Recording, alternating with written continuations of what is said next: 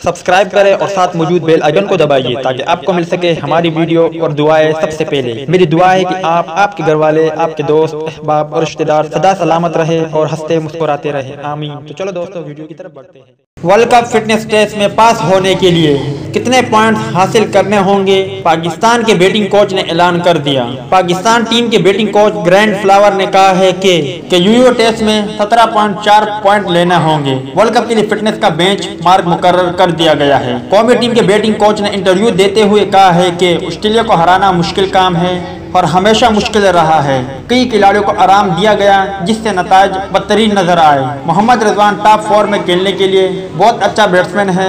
मोहम्मद रिजवान की विकेटों के दरमियान दौड़ सबसे बेहतरीन है। हारिस सेल ने साबित किया है कि वो बेहतरीन प्लेयर है। इनका कहना था कि आबिद अली के साथ ज्यादा काम नहीं किया था और मुझे सेंचुरी की तवक्को नहीं थी। उन्होंने कहा है खिलाड़ियों के साथ काम करके एंजॉय करता हूँ, खिलाड़ी भी करते होंगे। उम्मीद है कि वर्ल्ड कप 2019 में पाकिस्तानी टीम की नताइज मुख्तलिफ होंगे।